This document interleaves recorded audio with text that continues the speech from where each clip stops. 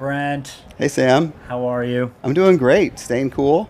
How? How are you staying I cool? have the largest fan in Cannes. It's just over there. Fabulous. Well, that's an accomplishment and possibly something that should be studied. I'm so happy to see you here. I'm so happy to have you here. Yeah, thanks for having me. Thank you for joining us. You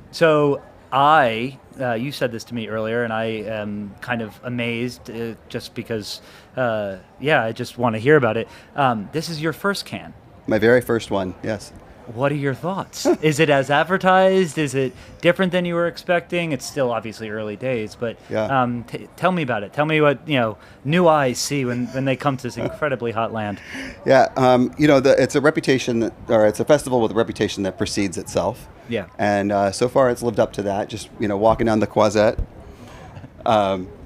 seeing all of the brands, all the partners, a lot of tech. I work in tech, and so that resonates for me. That I think there's this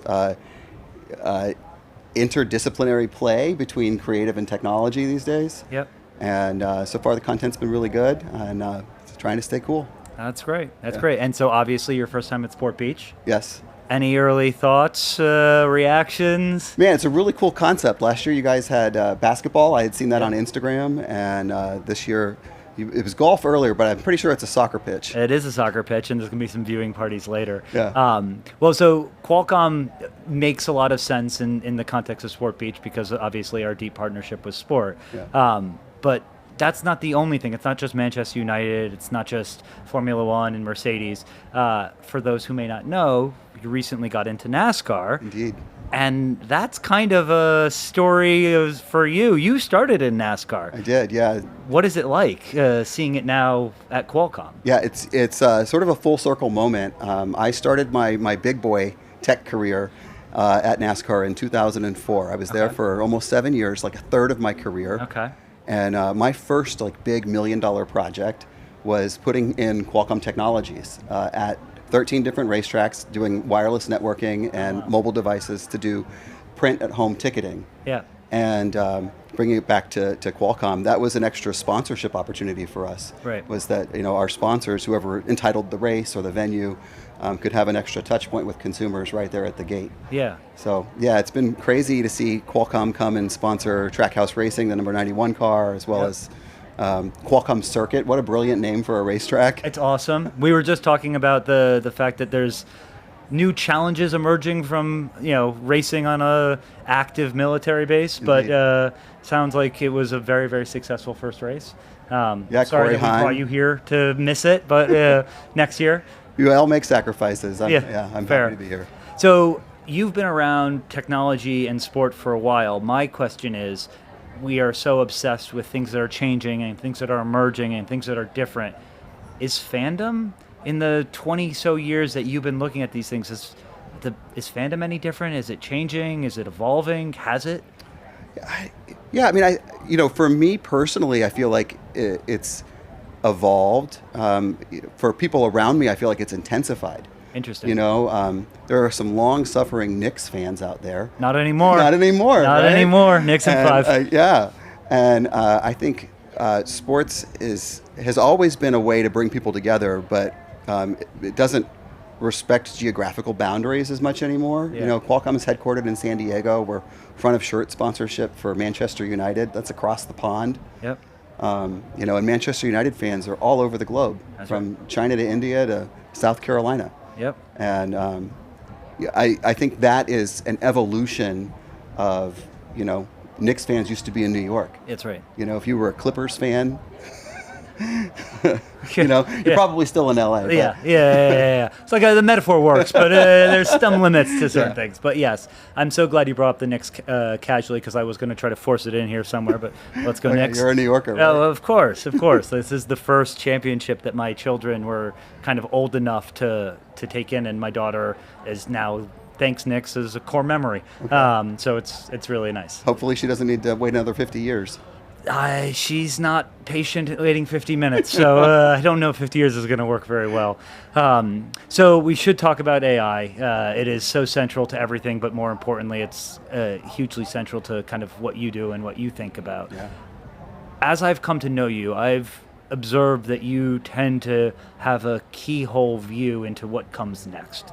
And as I think about the kind of chapters and stages of where we are with AI, I think that there was obviously plenty of errors before this, but there was a moment where generative had this coming out party and Sure. huge kind of chat LLM based, and it feels like we're beginning to move into, or possibly in, depending on who you ask, an orchestration moment in which there's an agentic world that exists, and it's now about AI as a way to kind of orchestrate and manage. In the corners of the internet and the thought circles that you inhibit, what comes next? What's the next kind of obsession that an industry like marketing or business at large is going to be thinking about in the context of AI? Wow. Well, Small question. We start with NASCAR, question. and now it's, hey, what's the future of AI? I think we're still in the early innings of AI. Okay. Now, AI has been a part of the background of our lives for a long time. Your phone has probably had a neural processing unit in it since 2017. Thank you, Qualcomm. Right. But, ChatGPT went viral and AI sort of moved to the foreground. Mm-hmm. But it's not mainstream. We're still in sort of the early adopters. We have not crossed the chasm, the proverbial chasm yet.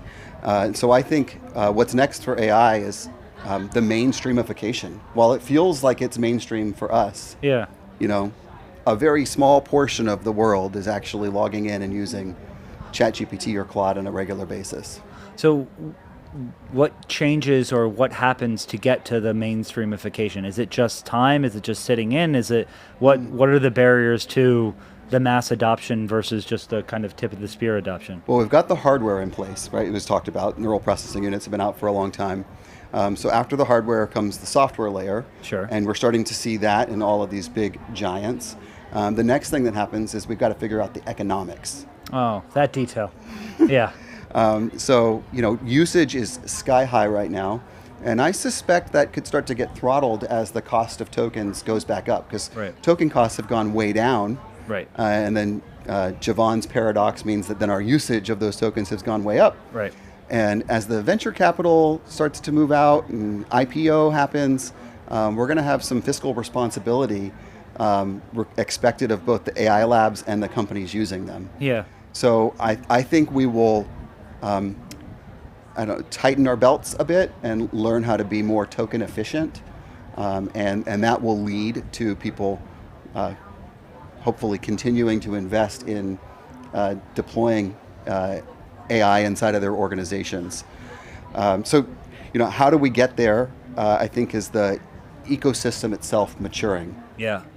So tell me if my layman's understanding as I think about this, and correct me or will give me flowers if I happen to be right. I think about the example of Anthropic going public and all of a sudden tokenized economics has to be funded by a marketplace or by company profitability versus funded by private equity or venture capital. Mm-hmm.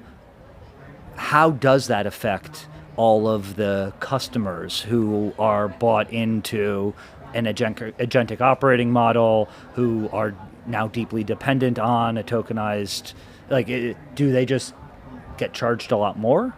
Do they have new options? Is there, what happens to those customers being major organizations? Yeah, I think each organization is unique in terms of how they will address that.